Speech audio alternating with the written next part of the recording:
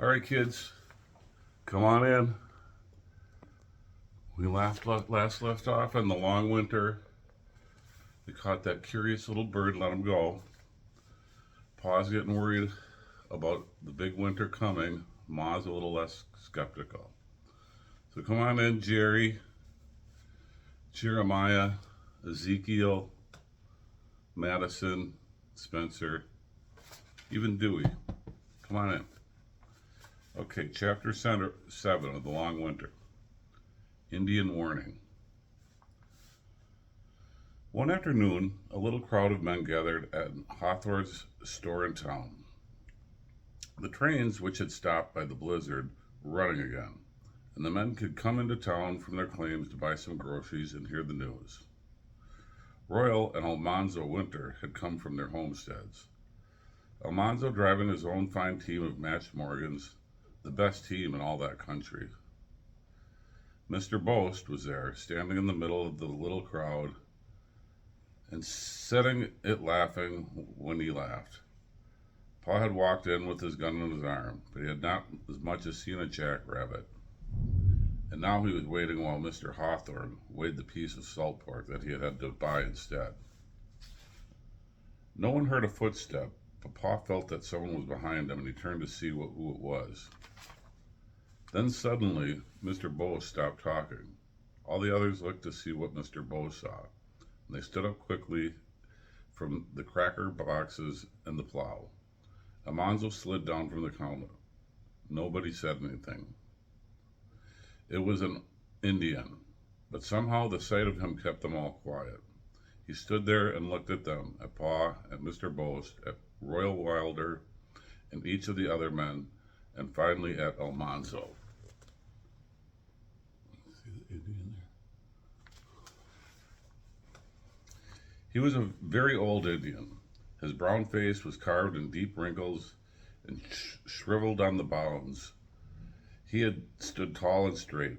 His arms were folded under a gray blanket, holding it wrapped around him. His head was shaved to a scalp lock, and an eagle's feather stood up from it. His eyes were bright and sharp. Behind him was the sun was shining on the dusty street, and an Indian pony stood there waiting. "Heap big snow come," this Indian said. The blanket slid on his shoulder, and one naked brown arm came out. It moved in a wide sweep to the north, to the west, to the east, and gathered them all together and swirled. "Heap big snow, big wind," he said. "How long?" Pa asked. "Many moons," the Indian said. He held up 4 fingers and 3 fingers. 7 fingers, 7 months, blizzards for 7 months. They all looked at him and did not say anything.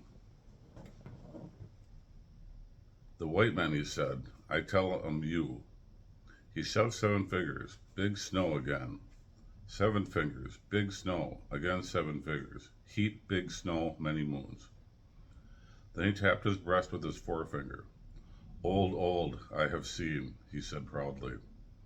He walked out of the store to his waiting pony and rode away toward the west. "Well, I'll be jiggered," Mr. Bose said. "What was that about 7 big snows?" Almanzo asked. Pa told him. The Indian meant that every 7 winter was a hard winter, and that at the end of 3 times 7 years came the hardest winter of all. He had come to tell the white men that this was coming winter was the 21st winter, that there would be 7 months of blizzards. "You suppose the old geezer knows what he's talking about?" Royal wanted to know. No one could answer that. "Just on the chance," Royal said, "I say we move into town for the winter. My feed store beats a claim shanty all hollow for wintering in. We could stay back there till spring. How'd it suit you, Manzo?" "Suits me," said Manzo. "How do you feel about moving into town, Boast?" Pa asked. Mr. Boast shook his head.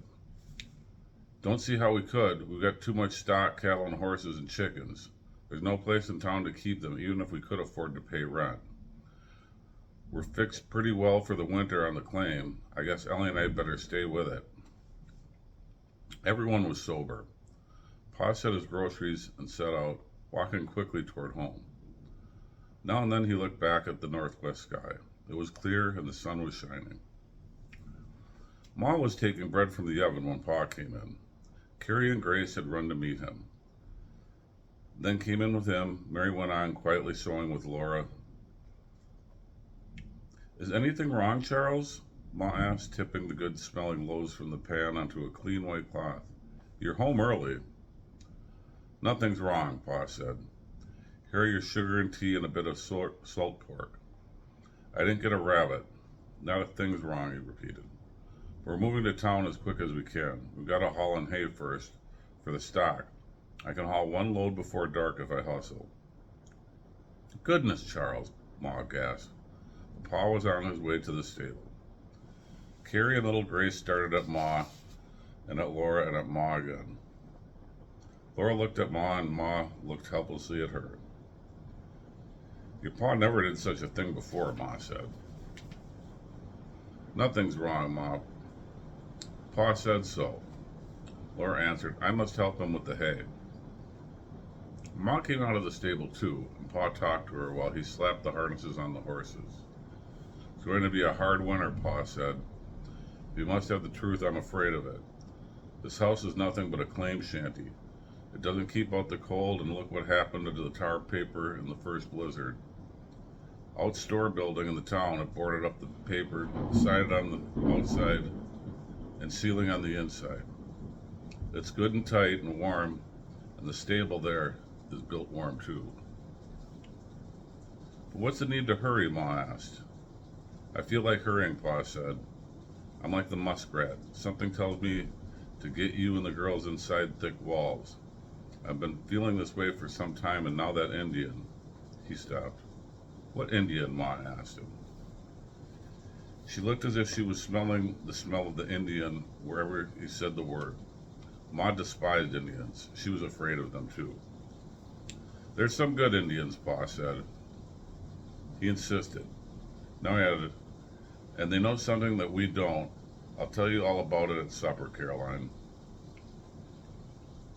They could not talk while Pa pitched hay from the stack and Laura trampled it down in the rack. The hay rose higher under their fast-moving legs until the load was tall above the horses' backs.